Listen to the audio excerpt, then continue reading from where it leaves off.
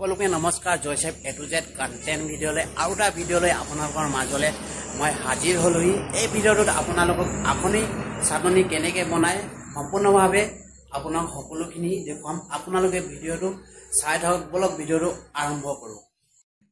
আখনি চাটনি বনাবলৈ সবচে আগতে মই বিলাহী লৈলোঁ 7টা আৰু পিঁয়াজ লৈলোঁ 5টা আৰু পিঁয়াজখিনি মই গুচাই ল'লোঁ আৰু দীঘলকৈ কাটি ল'ম। কাটি লোৱাৰ পাছত আপোনালোকক ভিডিঅ'টোৰ আগত দেখুৱাই আছোঁ। আৰু লৈলোঁ মই ভোট জলকীয়া 2টা আৰু ভোট জলকীয়াটো সৰুকৈ কাটি ল'ম। আৰু এইখিনি হ'ল আখনিখিনি, আৰু আখনিখিনি এতিয়া কলপাতত মেৰাই থোৱা আছে বান্ধি, আৰু এতিয়া খুলি লৈছোঁ। আপোনালোকে ভিডিঅ'টোত মোৰ জড়িত হৈ থকা আৰু চাওক। আৰু এইখিনি হ'ল আখনি, এয়া চাওক।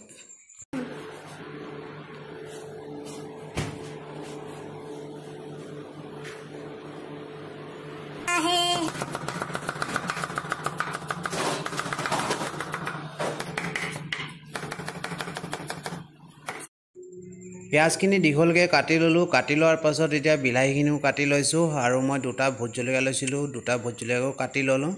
আৰু এইফালে 5N এটা বহাই লৈ চকাৰ ওপৰত মিঠাতেল লৈ ল'লোঁ, আৰু 200 ml মিঠাতেল ঢালি লৈছোঁ 5Nটোত। তো মিঠাতেলখিনি গৰম হোৱাৰ পিছত আদা নহৰু মিক্স কৰি পিচি থোৱা তাৰে 2 চামুচ ঢালি দিছোঁ মিঠাতেলখিনিত।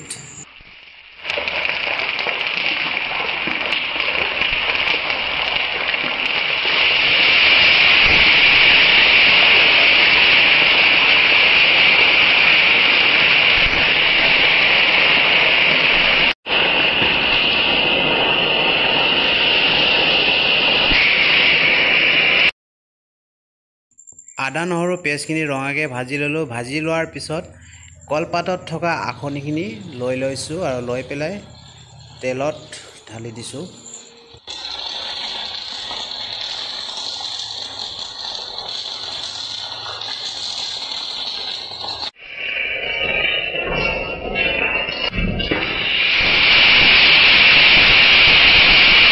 ইয়াৰ পিছত আখনিখিনি অলপ সময়লৈ ৰঙাকৈ ভাজি লৈছোঁ।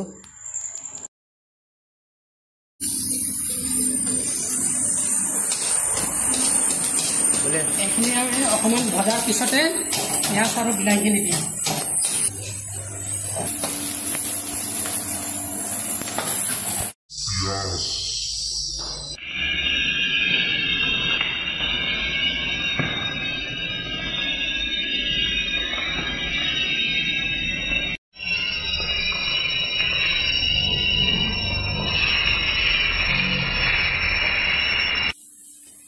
ইয়াৰ পিছত সোৱাদ অনুযায়ী নিমখ 1 চামুচ আৰু হালধি 1 চামুচ আৰু জলকীয়া গুড়ি আধা চামুচ ঢালি দিছোঁ, আৰু মিলাই লৈছোঁ। এইখিনি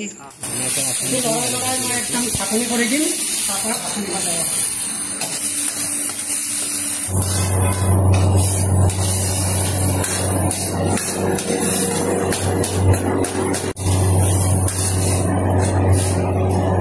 তাত উলিয়াই পেলাই ৰগোলাই দেখাই দিব আপোনালোকক। ৰেডি হৈ গ'ল। এতিয়া মই বাতি এটাত ওলাই কিনে দেখাই দিম। এয়া বাতিটো উলিয়াই দিছোঁ বুলি এইটো আপুনি ৰেডি হৈ গ'ল। এতিয়া মই বাতিটো উলিয়াই দিছোঁ।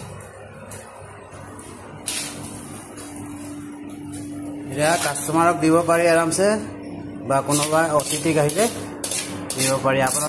তো ভিডিঅ'টো ইমানটোৱে আছিলে। আৰু এটা ভিডিঅ' লৈ আপোনালোকৰ মাজত দেখা হ'ব। ভিডিঅ'টো পাৰিলে আপোনালোকে লাইক, শ্বেয়াৰ, কমেণ্ট, ছাবস্ক্ৰাইব কৰিবলৈ নাপাহৰিব। আৰু শেষলৈ ভিডিঅ'টো চোৱাৰ বাবে সকলোকে ধন্যবাদ থাকিলে, আৰু বাই বাই এভৰিৱান।